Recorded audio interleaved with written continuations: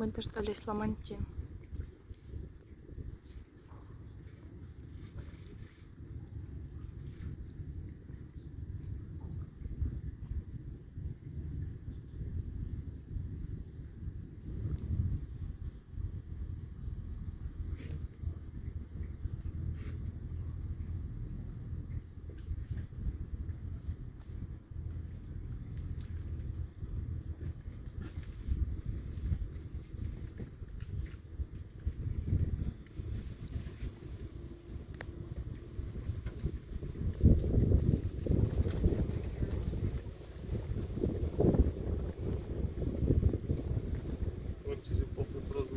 А я ее видела. Это та, которую я видела. Там.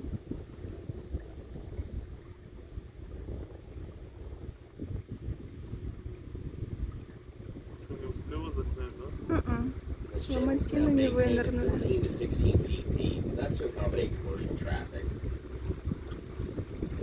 Years ago, this was a saltwater lagoon, and there are still pockets of that salt down in the mud.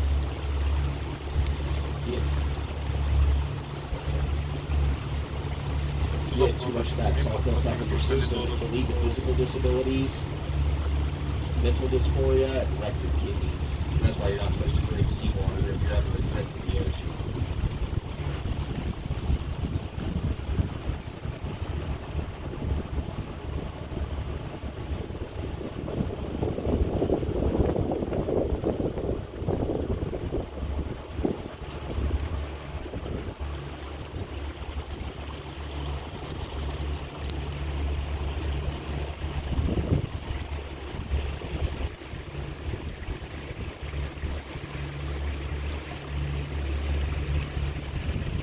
This is the Red 80 Canal we're passing now, named after the channel markers just ahead. Like Smith, the Red 80 Canal was dug up by lumber companies in the 1800s to facilitate harvest of the bald cypress.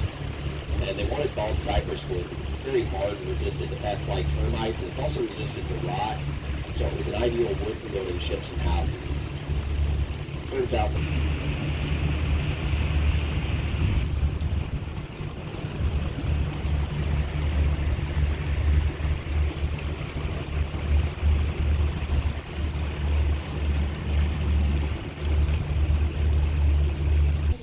and at the peak of their popularity, those feathers were literally worth twice their weight in gold. Okay. The hunters were coming out during the peak of mating season, killing the adults. Okay. That left the nest to starve, and they were wiping out 2 generations in one blow.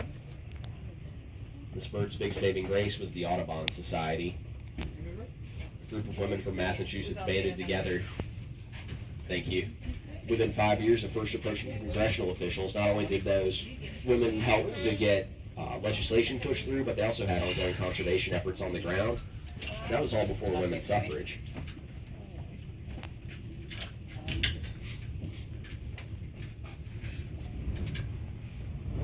Came to Florida. He thought he'd made pretty good stuffing in the seeds of his cars, so he shipped it back to his plants in the north. But what he didn't realize is Spanish moss can continue to grow as long as it's getting air. So his seeds were getting more and more full until they began to burst at the seams.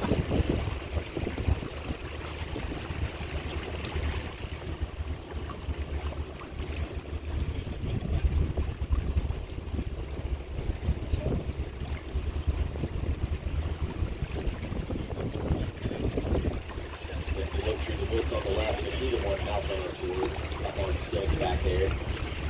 This house is part of a neighborhood that stretches behind the woods and comes out of the canal up ahead. We've just left the state park in Orange City. We're now in the city of the Berries. This is private property. Lots of marshmallow flowers blooming.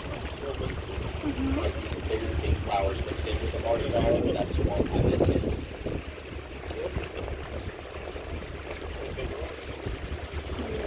Berry here is kind of an up-and-coming suburb of Orlando.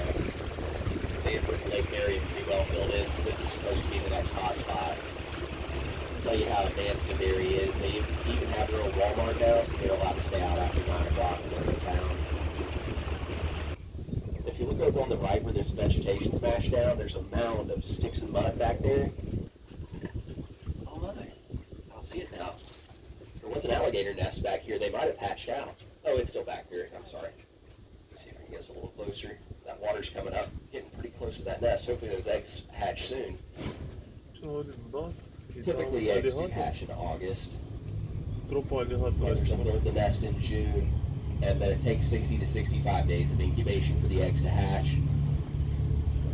Now once the eggs hatch, mom will take the babies in her mouth 2 or 3 at a time down to the water's edge. Once she's done, she'll tear up the nest. That's why I was thinking maybe the nest has been torn up. Нам показує трополі If you look just in that clearing where the vegetation smashed down on the left side of it, you'll see it looks kind of like a pile of lawn debris. Тут вперед просто.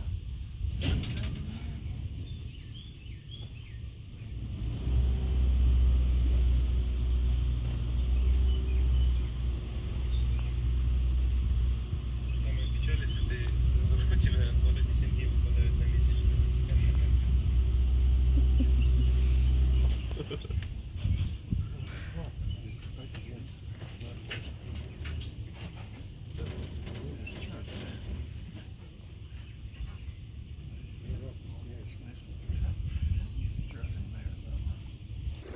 They'll use this place off and on to hang out during the summer.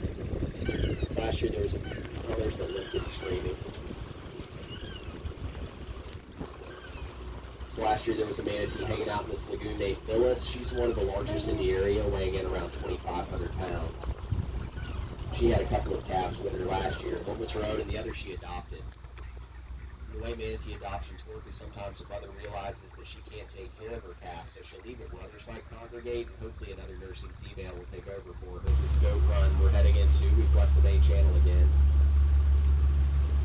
The island gets the name because according to legend, a steamboat captain once got lost in the fog, made a wrong turn in here, and wound up getting stuck hard aground.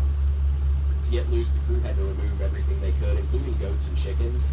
But once they got the steamboat into deeper water, they realized they couldn't bring everything with them, so some of the goats and chickens were left behind. Kind of looking there on the right. The chickens didn't last very long here. It turns out alligators enjoy eating them as much as many people. The goats managed to make it until the 1930s during the Great Depression. That's when hungry locals came out for a free meal. The island lost its namesake, but the name stuck. черепашка.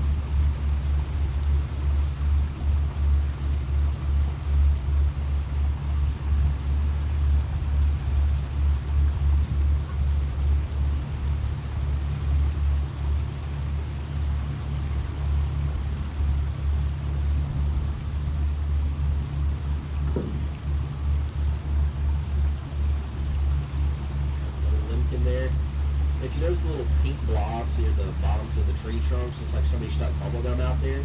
That's the egg sac for a non-native snail species. It's a big reason we have so many limpets out here now. Up until a few years ago, the limpets were hit and miss because the native snails they fed on had disappeared.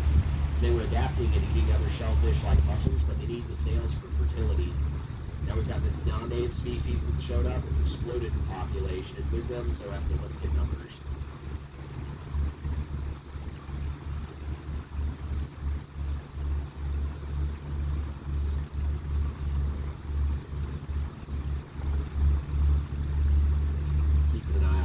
Alligators over on this right bank. Get up on these down limbs and roots. They've got these vertical yellow bands on their bodies and tails that cause them to stick out pretty well. If they get down into the bed,